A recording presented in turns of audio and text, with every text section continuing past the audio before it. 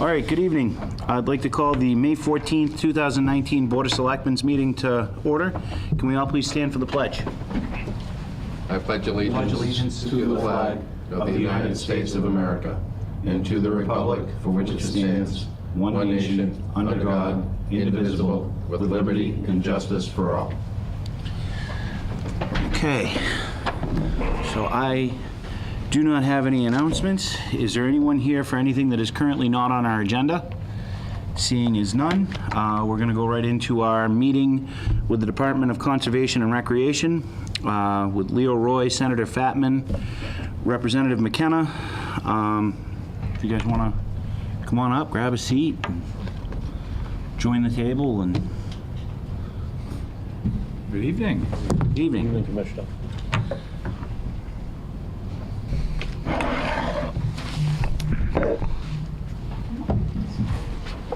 All right, so welcome. Thank you. Nice to see you all again. Thanks for coming. Been about a year, I think, since I was here. And the good news is I'm still your DCR commissioner.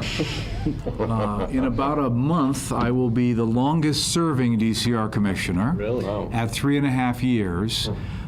Prior to my arrival, the average term of a DCR commissioner was 18 months. So I am hanging in here, so I hope to see you even next year to talk about Douglas issues. I'm interested in serving out a good full term. That'll be good. So I know we got a few talking points and things that we're trying to get a handle on to understand a little bit better. I know that there's been some correspondence between our town administrator and your office. I'll be honest, Commissioner, like some of the response times from DCR getting back to us have been beyond discouraging. Yeah. It's one of those things to where it's because of a very strained history that Douglas has with DCR. Right. It doesn't take long for tensions to get to a boiling point as far as Douglas is concerned. You know, personally, it's like the turnaround time on getting responses to things like, was it the $1,500 that we had tried to get access to? Getting a simple answer on the Ridge Trail maintenance, trying to get a better understanding on the fund that was established for us, on what's the process for us to get the money, Yep. or even an accurate accounting of what's currently sitting there. Yeah.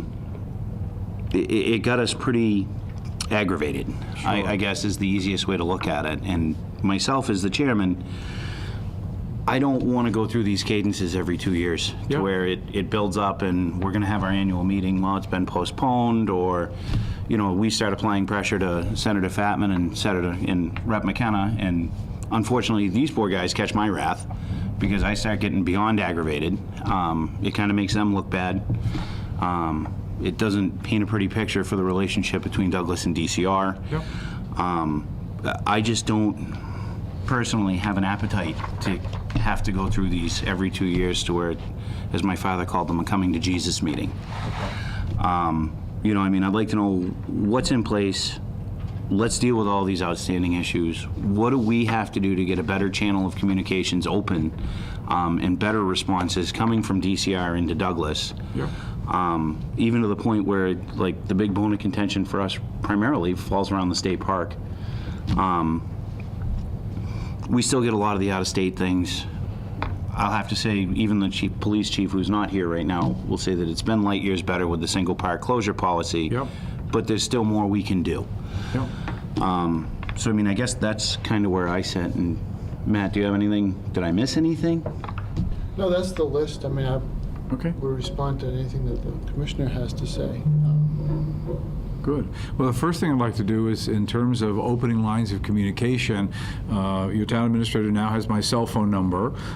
So, you know, and what we spoke earlier today, if anything gets to the boiling point, let's not even get there. If there's an issue that has not been resolved and you're not getting satisfaction, just call me and we'll try to resolve it. But I'd like to introduce Jen Stowe, who's here. She's our new regional director, just about a year for the central region of DCR.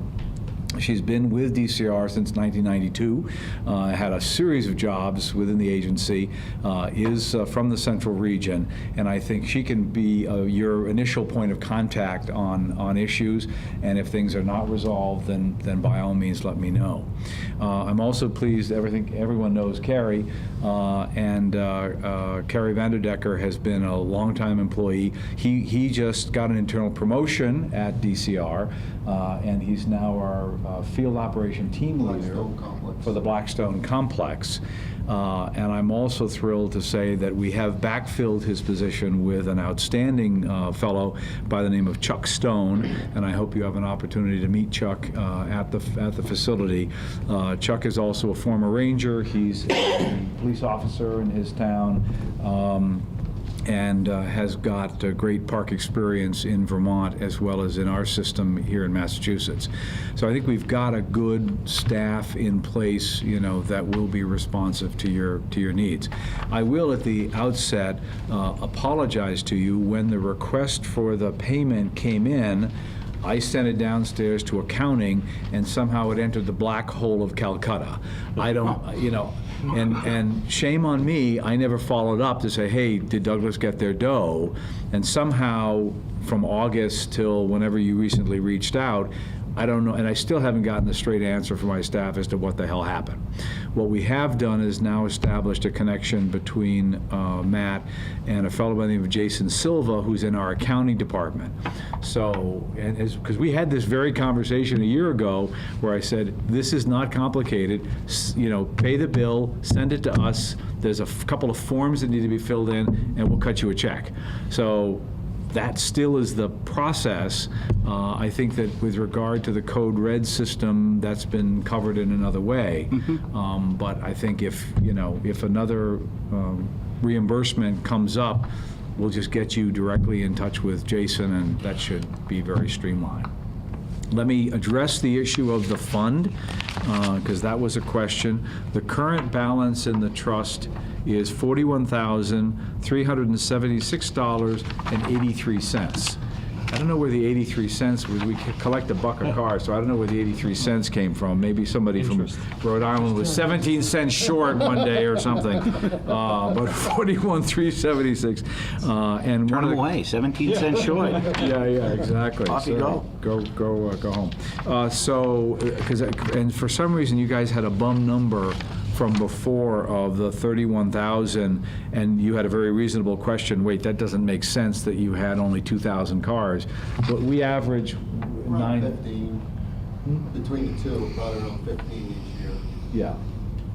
So that's where we're at, and you may know that Senator Fatman has just filed an amendment to the Senate budget to increase the out-of-state fee, and so fingers crossed that goes through the sausage-making process, because that would certainly add to the trust fund. So what are you looking to make that fee for out-of-state? Increase of $5 statewide. I'd love to do more. There was a back and forth between the chairman of Ways and Means and I.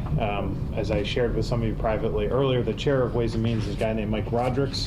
His district includes Horseneck Beach, which is frequented by a lot of out-of-state people. He frequently has the conversation, I think, with Westport. Is that the town? Yes. Yep. So Westport, where DCR and the Westport officials get together similar to this, and he's always frustrated by it, as I have been since my time serving in state office. So he was very receptive to the idea of increasing the fee on out-of-state residents, which, as you said, would help with the fund, and I think help with Massachusetts in general, because these are properties that are owned and paid for by the Commonwealth's residents. So. Yeah. And we have a similar. What's the reason for not going higher? Is a fear that you'll lower the total revenue because people will not come? It's partially that, and it's also there is opposition to it increasing. There's some people down on Cape Cod who aren't very favorable to the idea, and so $5 seemed reasonable amongst everyone. It was sort of the consensus, but hopefully we'll be able to get a consensus amongst 40 of us. Yeah, the way I look at it, and to be sure, I support increasing the fees without a doubt. but where an out-of-state visitor could be a nuisance in Douglas or Right, Westport, it's the lifeblood of the Cape. Cape, And so they could lose significant values down there. So it's a little bit of a different situation. We also have a challenge in Salisbury because it's so close to Hampton Beach, and so we always are trying to make sure that, the fees are kind of, for a family to come and enjoy the beach. Because again, the tourist dollars that come into Salisbury are very important for that local economy as well. So it's a real balancing act to try to find the right sweet spot for that. Is there any prohibition from charging differential? Because say this area, we're not concerned about attracting tourism. To have this one higher and then give the break to the Cape people because of their, and Salisbury in the same area there. Also, it's like a regional type thing. Yeah. It could end up being that Yeah. way, you never know. Yeah. But, we Maybe just- next year We started this way because Yeah. it was simplistic and people can understand it, but you never know. The commissioner said the sausage making. Yeah. The deal may end up being that, so we'll see. And I'll make sure I let you know. Senate budget's next week, we start on Tuesday, so by Friday we should have an understanding, the 25th, I believe. Okay. And I'm sworn to uphold the law, so whatever these guys pass, Yes, yeah. that's what I do. There's a big difference. What's the fee at Horseneck now? I think it's $20. $20, and Yeah. here it's $5, right? So Yeah. we're starting off in a very different starting point. Yeah. Yeah, it's a little bit It's higher. 15 right now for out-of-staters. Here. Yes. Yeah. Yeah. All right. So that's the Maintenance Trust Fund, and again, anytime you want an account balance, just let me know and we can get that for you. Ridge Trail, this was a new one on me. I hadn't heard of this issue before you raised it, so we took a ride over there, today. And you're right, it's good to see it after we've, been undergoing monsoon season the last 2 months. So the road, well, let me put it in context. With nearly 500,000 acres that we manage on behalf of the citizens, we've got a whole range of roads. That one's in pretty good shape. So compared to a lot of the roads that we have, that one's really not so bad. I'll tell you why, because we've probably been out there 4 times. Okay, all right. Since the snow melted, Yep, and we grade it perfectly. yep. So if we let it go, it would Okay. be totally impassable. Got There it. have been times when I drive a Corolla, so I can't go to too many places. Yeah. But it is totally impassable Right. to an ambulance. John's not here, but the chief is here, Yeah, and we have 33 residents who live up there, and they get a pretty disproportionate share of our time yeah. and effort with the grading compared to we have 86 miles of road in this town. Right. And we've spent 4 days on Ridge Trail. Yeah. So from a park perspective, from a state forest perspective, we've got that small parking area at the end, maybe 4 or 5 cars. It's really, for park users, it's primarily used in hunting season.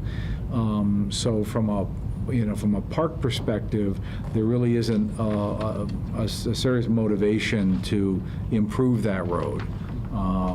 We could certainly get a heavy equipment operator come and scrape it once a year, which would be typical for what we would do. So it sounds like you're doing a higher degree of Well, it has to be passable, and the other consideration, Commissioner, is that it's not our road. right. So if we have a fuel spill or an injury, whose problem is that going to be? Yeah. And that's so when we were on the phone with your staff, and this is where the ball got dropped, Yeah. originally all we were asking for was an MOU Okay. authorizing the town to do the work to keep the road open so that we would have legal authority to be Sure. on your road fixing it. Yeah.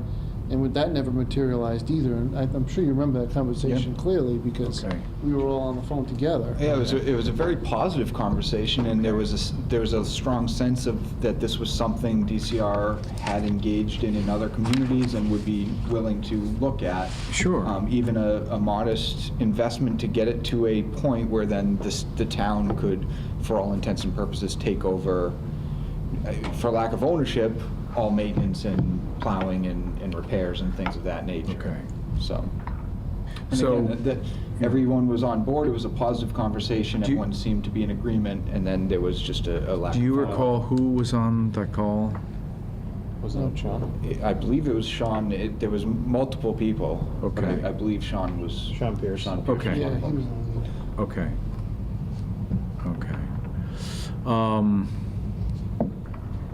Yeah, I think we could, well, let's begin with the easy part. So certainly entering into an MOU with the town for ongoing maintenance, that's something we can absolutely do. So that we can do. I think the question is, when you say some initial investment, what are we talking about? I mean, it's certainly, In our ideal world, you would pave the road and we'd take care of it forever okay. from there, because then we'd have an asset that we can work with. Yeah. Right now, it does deteriorate very rapidly, so it really is very subject to the freeze-thaw cycle. In the late winter, it really just completely falls apart. Yeah, There are in between, like if we had better material, right. because a lot of crushed stone and ground stone will be more durable. If we had authorization to put regrind down, regrind is a mixed blessing because it's going to come to us free from the 146 project. We're going to get a lot of it. Yeah, But it's kind of a maintenance nightmare. You wonder if it's almost better leaving it gravel so you can hit it with a grader rather than having to patch. right. But at the same time, it's a more, regrind well compacted Yep. would be You get some fairly durable. decent life out of that. And we have a number of park roads that use that material. So, but we would need your authorization for any of it because it's not our road at all. Sure. No, in terms of the authorization, I'm happy to do that. I think the only reluctance on my part is we have a very limited capital budget at the DCR, and our capital budget has been basically flat for the last 3 years, and we all know prices have continued to go up on everything. We spend about $115 million statewide on all of our capital expenditures, and our deferred maintenance challenge at the DCR is about $1.7 billion to bring all of our roads and all of our facilities up to a state of good repair. So I'm not even able to keep up with the rot and buildings falling down. So it's, May I ask a quick question? Do we have any understanding on how much it would cost to actually pave that? About how long? it's about a third of a mile, 3/10 maybe. 3/10 of a mile. 150,000 if you had to Yeah. build base and put all the way to finish. Yeah, a couple hundred, 250 probably in that range. Because yesterday the governor had announced the transportation bond bill, Well, which, that's what my gears were turning is, would this be appropriate for a transportation bond bill? And my question is, it's not DOT property, it's DCR property, so. right. So the challenge we have is not the authorization, because you and your colleagues have been very generous. I think I've got about $7 billion worth of authorization. Yeah. But it's that 115 million is the problem, and that's all I get out of the $2+ billion that the state spends every year. That's it. And so I really try to make that money go as far as I can, but it's 500,000 acres we're responsible for, so it's very challenging. For FY #21, we could potentially do it out of the operating budget if Yeah. there was an amendment placed. Yeah, if it's That possible could be an option. to I fund know it. It's a little bit down the road, but it's a little late now to try to do it on this budget because all of the amendment deadlines passed, but we could see what we can do. The nice thing about a budget, an operating budget allocation is that's real money, Yep. whereas the transportation bond bill is aspirational. It would make a lot more sense to put regrind down if we knew that. So we could probably take that 6-digit figure and reduce it somewhat if it was just finish coat. Sure. It's not the greatest thing in the world, but finish right on top of regrind, but it would probably be very durable. Yeah, if it was Doesn't drained get much properly. traffic, right? I mean, It doesn't get that much Yeah. traffic, so it's really just, that's why there was sort of it's not a bad deal for DCR, because if we take care of it forever, then Yep. we're Yep. obviating the need for you to ever Right. touch it again. Right. So we just did the park roads last year, here coming in. We didn't do a regrind, we just put a top coat, finish coat right on top. And that was about $250,000 to do all those roads. Like a nice job. I was Just, thinking. yeah, no, it came out pretty good. So, well, why don't let's do first things first. Let's enter into the MOU to give you guys the ability to do that, and then, we'll see what opportunities, may come to resolve it. I mean, certainly, we can get a heavy equipment operator come and at least do a scrape, but it sounds like you've got that ability as well. Yeah, it's more than that. The taxpayer in general would probably rather see our grader going over there than yours. Okay. It's a lot easier for us to get there. Sure. Yeah. No, and it's scheduling, and I've got, we have one MEO for the region? We have one full-time and one seasonal. Yeah. with equipment So modification. We're doing better than that. Right. So, yeah. Just to put it all in perspective, Exactly. Maybe we can rent it out to the state, make a few bucks. yeah. for the town. There you go. That's a good idea, I Howard. like the, It'd be fair and equitable terms.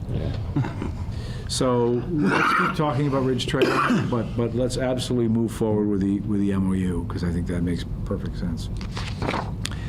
Tree health, I have a email from my Director of Forest Stewardship. So I think, as everyone knows, the last few years have been tough on our trees, particularly the drought we had 2 years ago, and then immediately following the drought, we've had a terrible gypsy moth, winter moth, 10 caterpillar, infestation right on top of that. So across Massachusetts, there's been a lot of mortality in our forests. By reasonable standards, Douglas State Forest is in pretty good health. We do have some concern about some hazard trees that we've been removing from the recreational areas to get ahead of that. But with response to the fire danger question, while the tree mortality can affect the wildland fire risk, the spring weather conditions that we've talked about earlier have been very favorable from a fire risk standpoint. The fire risk has been low. You're also very aware that our fire district headquarters for this area is right at Douglas State Forest. So the guys and their equipment are very close, and that staff does assist with fire suppression. And I know that our district fire warden, Roy, is in communication with Ken, and so there's good lines of communication back and forth. Every June, we do an annual defoliation and mortality forest flyover, and we will do that this June to try to get a sense of, what is the health of our forest. But basically, my guys tell us that, generally speaking, the health of the forest is good. As you know, this particular forest is in reserve status as a forest, as we went through the forest visioning sense, which means that it's largely a no-touch forest. We let the forest, nature take its course as much as possible. If we had an extensive insect mortality or fire risk, we do have the ability to go in and do some silvicultural treatments in there. But generally speaking, we're letting nature take its course. So it's really more of a monitoring than anything else. But basically, my guys tell us that the forest is in pretty good shape. So, but I can answer any specific questions, or try to, if you have. Well, I don't know if the chief wants to take a chair up here with us for this part of the conversation. We do have parts of the forest that start to come up against our residential areas. And then, so you and I drove through there via the trunk line and identified places that were just a little bit scary. It's not a question, well, complete respect for the professional findings of your people. I mean, and I understand the notion of a reserve forest. You get a mountain in Acadia National Park that's covered with dead red pines, and they're just going to let them stand. Right. Because that's the way they're going to manage it. Right. But I think when we start to get real close to human habitation, Yeah. I can't agree with the philosophy entirely that we should at least have a dialogue and a plan for those people who might be in harm's way, because the prevailing winds would tend to be in a direction that would take any event towards them. Yeah. And, and just to have an understanding of that, because I'll let the chief speak, but I don't know that we feel like we have those things agreed to, and do we ever drill it? Do we ever? I haven't really sat down with Roy and talked about drilling down there or anything Okay. like that, but, I mean, we have been out there, and in my opinion, there's a lot on the forest floor from, I would say, the last 4 or 5 years of storms and whatnot. Okay. That, and obviously last year, I mean, every time I went to a meeting, all we did was talk about the drought.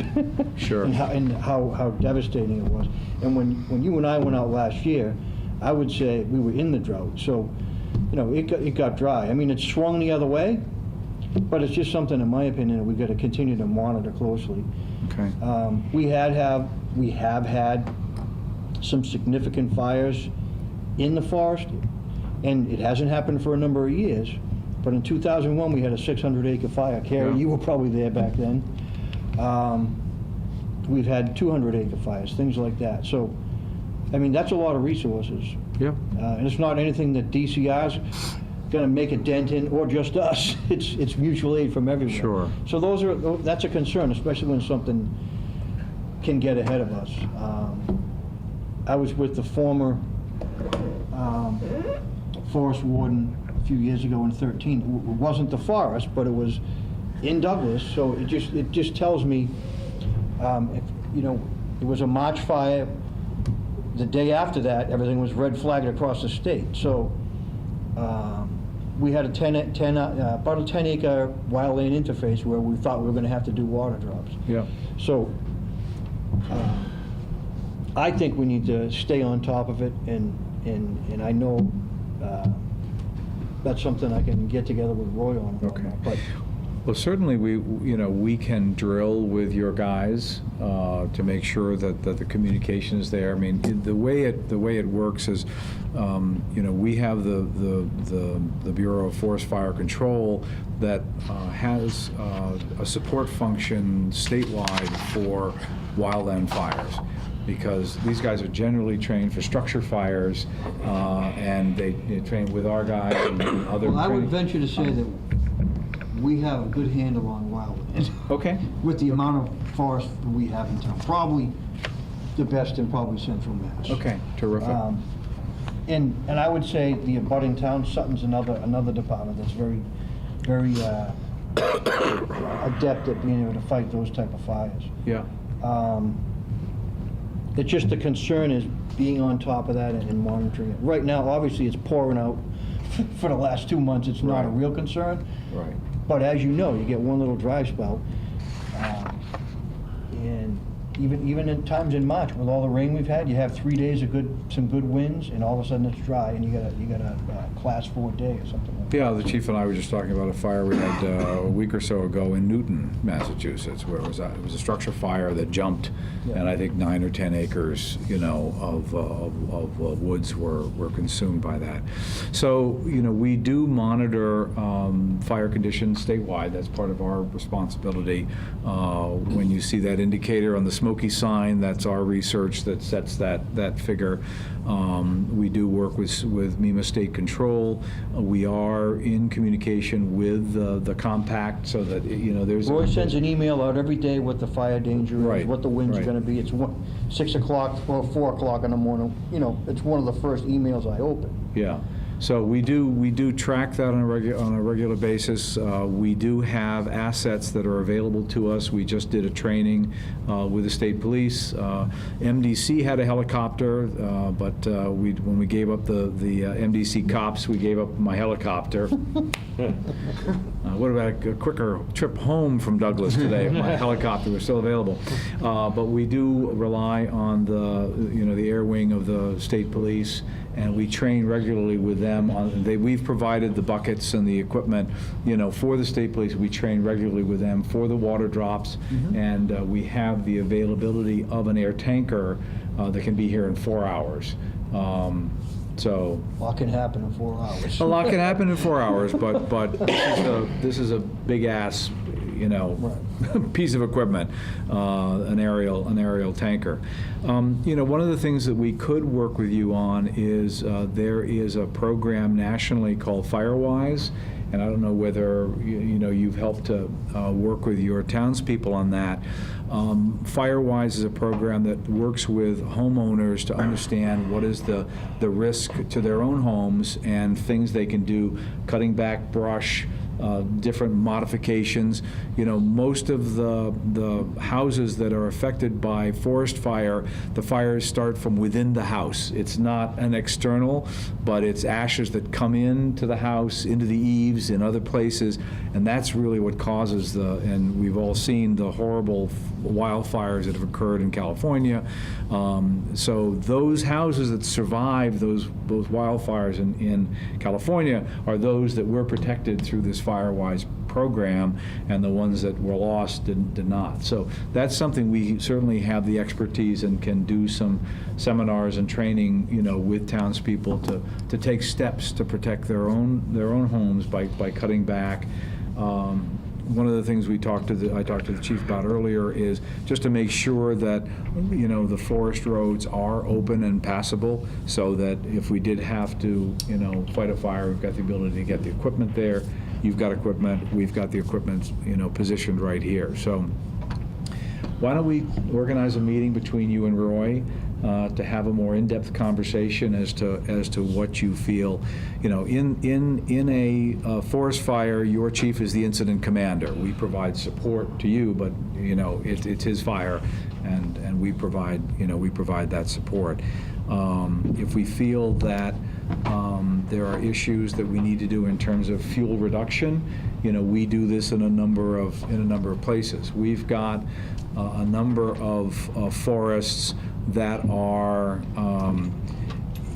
in fire-prone areas. So that's Manicorellis Forest, which is a scrub oak, scrub pine on the vineyard, and then Miles Standish is also a pine barren habitat. Those are tinder boxes, and in all those cases we have programs of fuel reduction that we go in through prescribed fire to reduce that fuel load in key areas, and that's an ongoing program that if those treatments were appropriate, we could certainly talk about doing those here. I think that's more what I think we're looking for is to work with Roy and really assess if there's any time. I actually went down with to Miles Standish, I think it was, a few years ago. I think it was 13. We burned off 100 acres. Yeah. And it just makes it a lot safer. Yeah. And that's I think what we're talking about is a concern of a lot of the fallen trees and things like that. We had some ice storms, and we had a bunch, a number of years, and I don't quite think that danger has gone away, quite honestly. So I think maybe that's something we should discuss as well. Okay. We do have a program, and that's also when we do use prescribed fire, it's a great training opportunity as well for your staff to get that hands-on experience on the wireline fires in a controlled fashion. So why don't we arrange that meeting? I can also have my Chief Salino, come. I don't know if you know Dave. I do. But have him come and sort of talk about a program of assessing the risks. Mm-hmm. Do you think that addresses your concern, Matt, on the fire danger? DCR Land Purchases.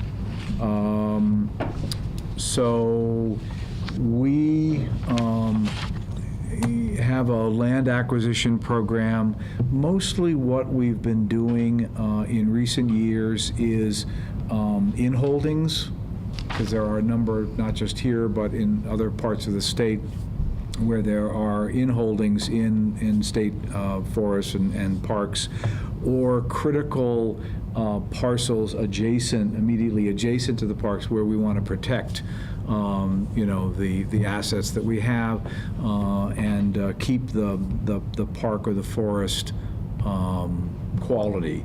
intact. So those are the types of, acquisitions that we've been making. Your letter was very articulate in explaining the concerns, for Douglas, in that the DCR is a major landowner in town, and for that reason, our partnership is very important. So the parcel, I think, that triggered our concern, or your concern, was that 13-acre parcel. And I don't know if you had a chance to talk to your town tax collector, but there had been some conversations back and forth between our land acquisition staff and her to sort of talk about that particular parcel. It has some tax delinquency, and the understanding that we had was that the property owner was going to pay the back taxes once, because she was interested in having it go into conservation. And so there had been conversations, but for whatever reason, it didn't get to you guys or the town administrator until our letter arrived in February saying, we have an intention to buy this property. Yeah, I think that was one of the things that had caught me off guard a little bit with it. When we did the last land acquisition that was done here in Douglas, and it was the Sullivan property, right? So the agreement, yeah, it was a while ago. What year was that? I think it was 2015. 2015, okay. But the agreement that we'd reached to is that was as far as DCR was going to go on land acquisition in Douglas. Like, this is our last big purchase. There was some back and forth regarding an additional abutting parcel that the town was supposed to get. But that was going to be, according to DCR, the end of it. Like, we're not going to come and acquire any additional new land. Okay. Or put increased acreage onto the DCR forest. The other part is that there are parcels of land that are currently landlocked, that are independently owned or some are town-owned, to where if DCR was going to make a land purchase, those are ones that I know that we wouldn't object to because they're landlocked. Everything around it is DCR property. Yeah. It would make more sense for you guys to be doing acquisitions within your existing footprint to fill in a few voids. And that's the generally the target that we're looking for, are those. So, because the one that I got, this is the Exhibit A, it looks like it falls slightly outside of the major part of the state forest, but you have these chunks in here that are independently or town-owned property that I think would make more sense at this point moving forward on an acquisition, at least in my mind. And correct me if I'm wrong. Contiguous to the state forest? Yes, so, and this one kind of sits outside of the footprint. It looks This like is there's part of the it. young parcel. Yeah. That's the young parcel. Yeah, that's a 13-acre back lot. It's adjacent to the SNETT, sometimes referred to as the Indian Rock Lot. Again, it was a 13-acre acquisition for $6,000, so it's not a significant, acquisition. And Mr. Chairman, I was unaware that there was that arrangement with DCR. So I apologize for that. If our land acquisition folks had made that, they should have honored it, or at least flagged it for me to say, hey, we'd like to do this acquisition in Douglas. Would you go talk to the people in Douglas and see if they're okay with it? Because that's what would have been a neighborly thing to do. Yeah. So. And that's what we essentially agreed to. Okay, see, I was unaware of that, and again, I don't know, our land acquisition guy, Jim Camo, had been talking to Cheryl, is it? Yeah, so might as well just pay us, because if you're paying $6,000, the bill on the land is $3,273.49. So 2 years worth of taxes are liened, so you won't be able to close until those taxes are paid anyway. Okay. We haven't yet posted for tax lien the $909 that are due for 2019, but they are due. So, in terms of protecting the town, there's really no choice about the 2 years that have gone in arrears, and it would be odd to satisfy those and not catch the whole tax bill up. But it's going to leave the landowner with whatever that $2,700 remaining. Not that I don't. If you're selling it for $6,000, you're not trying to make a lot of money anyway. But just to turn the dial back a little bit. Sure. on the Sullivan purchase, you know, that's not resolved yet here, and the testimony of people in DCR may be dispositive as to, you know, how we got to this point. Okay, Because it was is there a situation- dispute over Sullivan? Yeah, so you guys got the big chunk in the back, and the town, was it 11 acres, Hal? Yeah. Yeah. Was promised along the Route 16, right there at the Webster border, For to the development. town for a gift. And town meeting voted to accept that gift. Okay. The landowner subsequently. Three-party understanding with the Right. state. It was like a three-party trade, only the player never showed up. This is news to me. Player to be named later. Player to be named later. This is all news to me. Yeah, That was actually just by way of background, because coming back to me, but this started in 2014. And it seemed because of a changing administration, they weren't exactly sure what was going to happen with the purchasing of land, and this has been sort of in the queue for a while. Okay. So it started happening very quickly, I believe, in like November, December.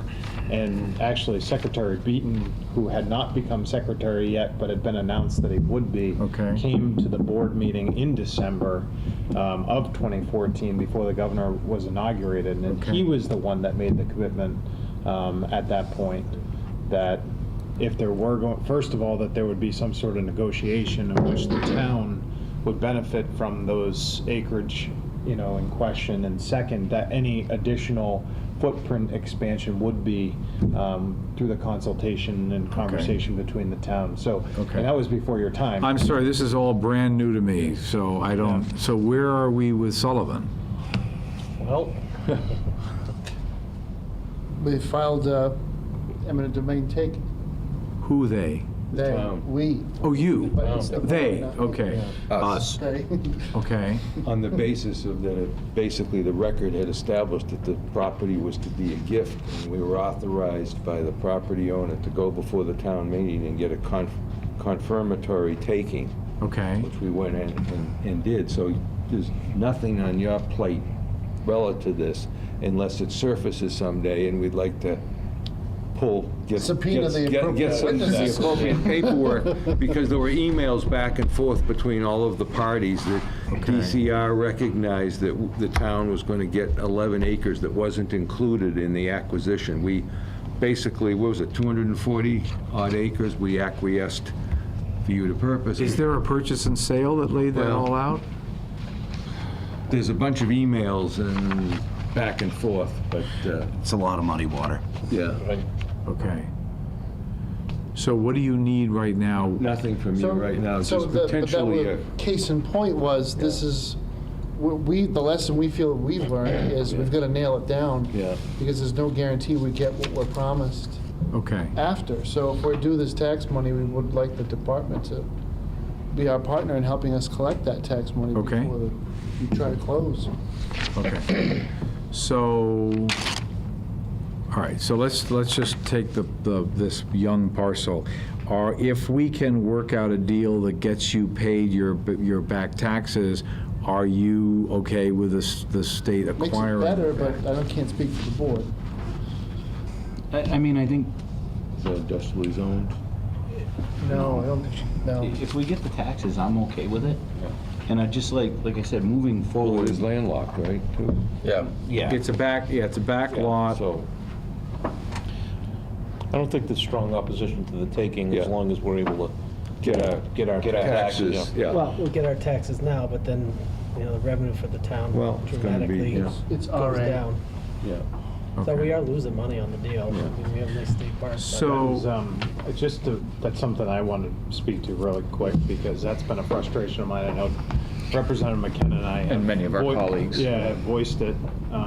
We voiced it primarily with the Department of Revenue, and when we spoke to them about. That's the right place. Pilot evaluations, but Right. our point was, why would we purchase more land when we haven't changed the line item in which the pilot reimbursement happens for several years? And we've done our best to hold that harmless, and last year, I believe we actually increased it by $2 million, which helped the town a little bit. But the chair, if you followed this at all, of this sort of revenue commission that the state senate has put forward is Adam Hines, who's a state senator who actually has the most amount of DCR property in his district. He represents 52 towns, and he's out in western Massachusetts. And so I'm on that commission. He and I have talked about looking at the pilot as, perhaps a mechanism in this revenue consideration where land isn't purchased without corresponding funding to continuously reimburse the town at the level, at least, hold them harmless.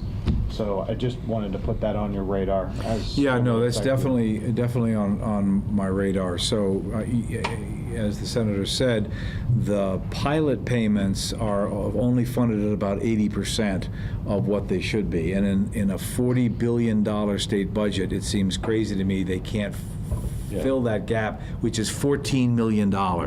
That's the delta between 80% and 100% to fully fund the pilot payment. So thank you for your leadership and your support for trying to get that brought up to the 100% level.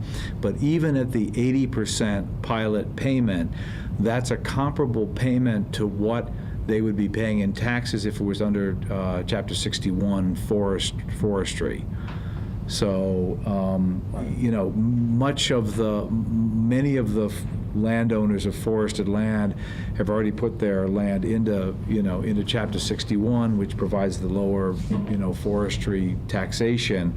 So it is, if the land's in 61, and that's a big if, it is a wash even at the 80% pilot payment. But I think we all would like to see the pilot payment fully funded so that you're getting the pilot payment that you should. And one last thing, I actually have to get going, which I apologize for. I have a previous commitment.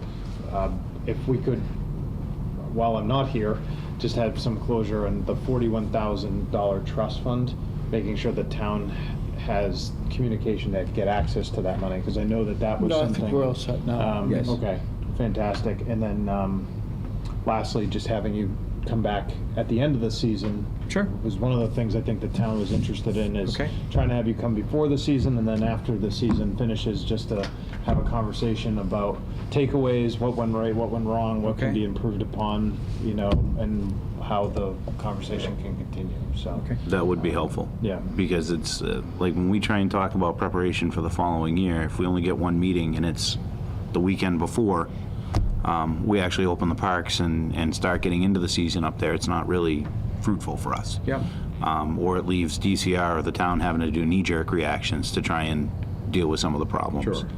So if we could do meetings earlier in the season leading up to it, and then again at the close of the season, as Ryan alluded to, that would be fantastic.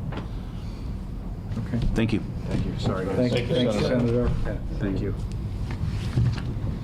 What seems sort of egregious is the fact that those towns like Douglas, we have 25% of the town is in the state forest, should get some preference on the pilot payments as opposed to communities where there's only 100 acres here or 50 acres. It's such a substantial impact upon the town, depriving us of developing industrial land that's now separated because of the state forest. So we had some consultants work with us about coming up with a formula, whereas if you were above a certain percentage, the percentage would be increased from that pot. So that's something you might want to think about, rather than, somebody with 50 acres in their town of DCR land is not usually, and it's just totally a benefit probably to the town. But when there's so much of this town is off the tax rolls, Yep. more significant impact. Yeah. Yeah, no, I Get into the pilot discussion, so that's not really for DCR. They have no unfortunately, it's control the over that. Department of Revenue that handles pilot. We'd love you to be an ally and an advocate for us on it. I absolutely am, because, again, and just to be clear, pilot payments are not just for DCR-owned land, but really all state-owned land. So it does affect, many communities that do have state land, in there. So let's talk about land acquisition. I mean, what do you think? I have a map here of some holdings. I think one of the challenges was there are a lot of parcels in Douglas that are owners unknown. And I don't know, how you're dealing with those are difficult for us to acquire without a clear title. If you were to take those parcels, for back taxes, those are parcels that we could certainly talk about, if that's what you had in mind. So and I'll share it with you after, the assessor put together a package Okay. of land owned free and clear with clear title by the town of Douglas that Okay. either abuts or is surrounded by Okay. the forest. There's not many, Okay. guarantee you, and a lot of it is in land that isn't technically part of the state forest, but is surrounded by forest owned by the Commonwealth. So Yep. north of Webster Street, getting almost close to the Oxford-Sutton line, there's one very dominant landowner who owns thousands of acres up there. Okay. There are pieces of Commonwealth property and pieces of town property that are just all landlocked together. Okay. The town has no interest in ever developing any of it. Some of the parcels are fairly large. When it comes to owner unknown, we are sharpening our pencil. We're in land court trying to resolve ownership issues, beginning with those properties that have development potential. Sure. And we'll get to some of the older parcels south of Webster Street fairly soon, but we do have private parties who are intimating that they actually own it because they own the abutting parcels. Right. And they believe they just have never stepped forward because that's just tax me more. Right. And they're not doing it because they're not getting the bill from us because we don't know who they are. Right.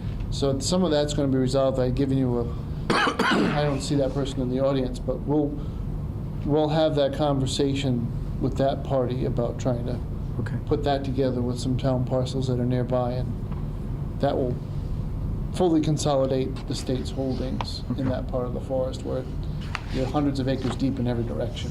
Right, right.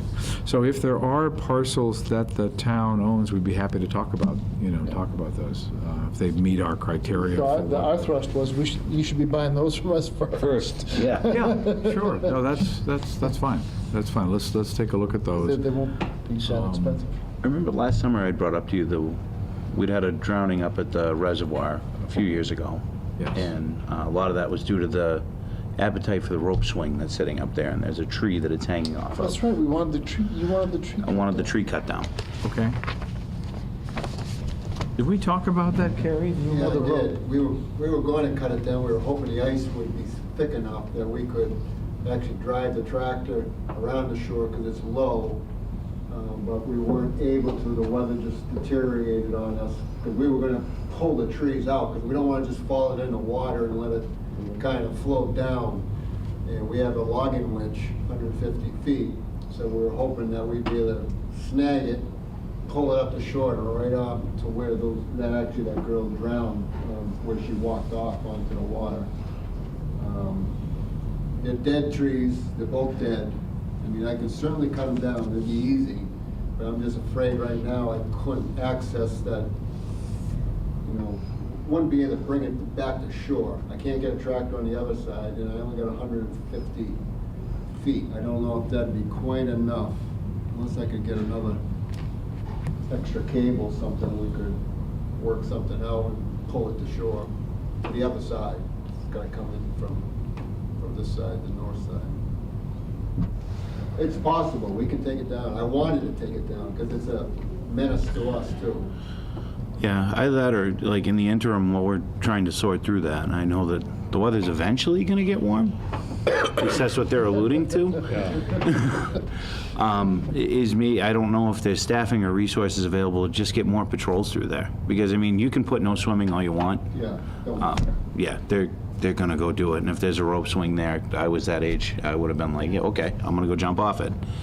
So if there's more presence, I guess, there to dissuade them from doing it or realizing that they're going out through it might be beneficial in the interim. We have a ranger that we hire there, as well as a district ranger, and they do go up there. But I could talk with the district ranger about getting up there. Increasing patrols. Okay. From a wildlife perspective too, it's not uncommon to see people pulling, 10 fish on a Saturday. Well, I don't know what the limit is, but I don't think it's 10. And I've seen that. Are they pogies? You can take 10 pogies. No, I think they're big, beautiful, largemouth bass. I don't know, but I've been shocked at. This saltwater fish, I'm totally messing up. There's a conservation piece to this as well. Yeah, okay. Well, why don't we plan to cut those trees, All right. and then we'll figure out how to get I'll see them if out I of can there. get more cable somewhere. Okay, But yes, yeah. okay, With a boat, yeah, we could do it. okay, As well as the way. okay. Yeah, let's cut those trees, and Jen, if we could increase the, get some patrols. It's, again, we've got a lot of territory to cover and not many people. As the representative may know, we have more rangers in the State House than we have in the rest of the state. Interesting. We appreciate the security in the State House right there. We want to make sure that the rep and his colleagues are safe, so. Little known fact, I think. Yeah, a little known fact. Okay, well, let's keep the dialogue going on the land acquisition stuff, and now knowing that we had made a previous commitment to talk to you before acquisitions, now I know. So we will enter into that dialogue, with you before you get the letter saying, hey, by the way, we're acquiring this piece of property. So we can do that.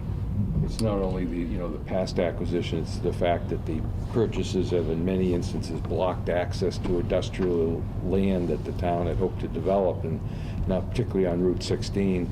There was a sale a number of years ago that was our last entrance point to 16, and we had talked about doing some swaps, which is very hard to do probably, but to give us entrance to the backland. There's like 1,400 acres in Wow. one area. Yeah. Maybe part of that could be coming for us, and maybe somehow we could do an access through we'd probably take an act of the legislature if we were taking something out of conservation, I guess. Yeah, it does. Once it's in conservation, then it's covered by the Constitution, Article 97. So it's not impossible, but it does take a 2/3 vote of Well, both obviously, we need your houses. support if we were going to do that at some point, but there's nothing planned yet. but- Okay. Other issues? The only other thing I see is Southern New England Rail yes. Trail update. Yes, thank you. So I think I mentioned our plans that when we were last together to finally pave and improve the SNETT. We are moving forward. We've issued the contract for the design and permitting of the project. That's underway now. The design and so you've seen surveyors and folks out there on the trail doing their thing. We will be doing the design and permitting probably through the end of calendar 2020, so all of this year and into next year.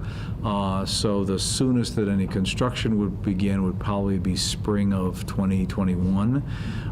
That's contingent on my finding some dough to do it. It's not a lot of dough. I think it's about an $8 million project, but I don't have that funding right now. So that's something that we are looking to see whether there is funding in the TIP, the Transportation Improvement Plan, for the state. If we can get it on the TIP, that might be a good project. So stay tuned on that. But we want to get the project designed and permitted, so we're basically shovel ready to move forward if we can find the funding. Because again, I think that'll be a great recreational enhancement to the region to have that trail done. That sounds good. And I mean, just a quick recap on moving forward. Trying to do our meetings earlier into the spring. Yeah. And then the end of the season recap to try and do kind of a think tank of what went wrong, why did it go wrong, and Yeah. how can we make sure it doesn't again. Yeah. I think that would do a lot if we can maintain it this way. And I understand that state agencies are going to change as administration changes. So we're hoping that you stay on board, but I'd like to. it would. My wife wants me to retire, but I'm still here. It would be helpful, and if it's one of those things, and understanding that it's uncertain based off of the administration that comes through, if it can be documented as kind of a pass-through to Yeah. when the time comes that you do retire, because nobody wants to work forever, that Yeah. your successor understands clearly this Yeah. is what was agreed to with the town of Douglas. So that way I'm not, again, in that, hey, we're at 2 years and guess what, we're pissed off at DCR again. Yeah. We don't want you to be pissed off at DCR. We really, we appreciate the partnership with the towns, and it's something that Governor Baker and Lieutenant Governor Polito, she's probably been here many times, they're very keen on the partnership with our municipalities. We realize we can't do it all alone at the state. We need to partner with our municipalities. We're all in this together. Yep. So I'm hoping that the line of communications will be open between Matt and Jen, and also Matt and myself, to make sure that if there are things that are even a little going off the rails, let's pull them right back, before you get to the point of frustration with us. And we've also got an outstanding relationship with your representative and senator. You are very ably represented on Beacon Hill by these two gentlemen, and we do have a good working relationship. So.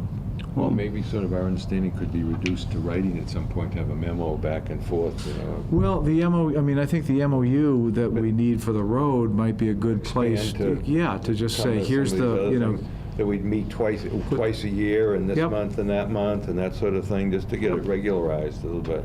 Yeah. I think that'll be good. The first key to all of it is just open communication. Right. And now that you and Matt have direct lines to each other, I feel a lot better that things will improve drastically. So. Well, and on that point, I know the senator and I had quite a bit of frustration as well in trying to follow up on behalf of the town on a number of these issues. Yeah.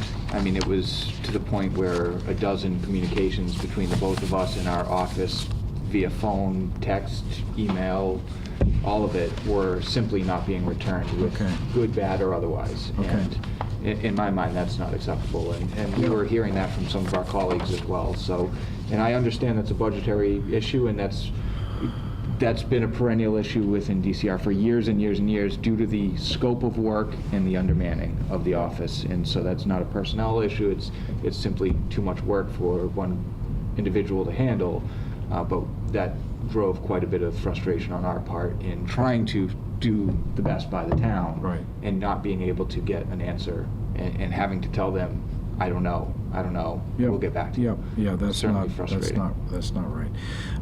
So of the 351 cities and towns in Massachusetts, DCR manages property in 300 of them. And we're in virtually every senatorial and rep district. So there's a lot of state, and there's very few. I refer to us as like the Marines. We're the few, the proud. That's the DCR staff. And So what municipality are you not in? I'd have to think about that, actually. Bill Ricca comes to mind as well. We're not in Bill Ricca. We do have land in Bill Ricca? I'm sorry, you lost me with the Marines thing. Yeah, okay, all right. Millville might be a good guess. So we will follow up on the It's even better. on the MOU. We'll arrange the meeting between you, Roy, and the chief. I will come back at the end of the season. We'll arrange to meet twice a year, and we'll cut those trees and add more patrols. Those are the action items I have out of this meeting. I have one other request. Yeah. I'm not sure if it's something that you can do, but I'd certainly ask. I'm not sure if, being this time of year, I know, Carrie, it gets real busy at the forest, at the state forest, especially at Wallum Lake. Is there some type of a calendar that you keep when you have events that are going on down there? For any type of event. I'll give you a perfect example. When we had the horse that went off the trail, we had no clue there was something going on there, and sort of caught us off guard. Is there any way we could have something to give us an idea of what's going on when, so that we can sort of, at least in the back of our mind, sort of game plan an approach to an event, like something like that, if I knew something like that was going on? we might have at least had a couple cards in the back of our brain and not had to get there. These are special use permits? Special use permits, yeah. Okay. That one caught everyone off the guard. Yeah, including the I'm sure. organizer. And you're getting that like 2 weeks in advance typically? So sometimes months in advance, there's a Yeah. potential for Once I put it on the mid-state trail calendar. race in October that will actually end in Douglas. Okay. We can Those are the type things we're talking about. If we have a around that calendar Wednesday trail of race. special use permits we know are happening in the forest, if we could share that with Matt, the chief of Yeah, police, and the fire chief, I think that would be great, just so you're aware, hey, these are the events, because all of those events get a permit from us, and so typically we know how many participants, when does it start, when does it end, you know, kind of what's the event all about, so. And even just whereabouts it's gonna take place. Like, that one was way up in the top parking lot. Yeah. Yeah. And there was really not a whole lot of room to get around once you, to bring Its own webpage. Yeah. it's equipment so in and much whatnot. room, depending on what- No, Okay. I totally get it. It's just, it's just, Yeah, we can do that. that little information can make us, Yep. Yeah. help us, you know, keep an eye on things and just sort of come up with ideas as we're trying to formulate plans. Yeah, so Well, you're you know, not if I getting had a your call out of the email- blue. Yeah. If I have your email, we can have that always sent to you. Oh, yeah, I can give you that. Sure, Does the park have its own webpage? I should know that, but I don't. Okay, but now- No? It's not updated like that with information, it's Okay. just a general Because that would be a information. good thing if you could. Right. But Yeah. maybe it's easier just, I do not have the bandwidth, For that, staffing to do that. Okay. Yeah. I'd love to, but, Yeah, no problem. Yeah. Quick email. Just Use keep the the chief in the old-fashioned. loop. okay, anything else, gentlemen? thank you for your visit. Nice to see you. I will see you in the fall, and let's all hope that the sun does come out. Yeah. Eventually. And that we have a safe and successful season together. Again, the last couple of years, knock on plastic word, have gone better than before, and I think the communication, the restrictions on the use, the messaging boards and stuff that we've done, I think have all contributed to that improvement. The single best thing was the single park closure. Yeah. Okay. So, and that was almost like a instant relief. Great. For emergency services and everything else. So as Yeah. long as that stays in place, and then we can build on other tweaks as we need to, moving past that, that'd be fine. Good. All right, gentlemen, thank you. Thank you. Thank you for coming. All right. Item number 2 is my favorite, adjournment. Second. Chocolate chips in there? Yeah. Motion's been made and seconded. All those in favor say aye. Aye.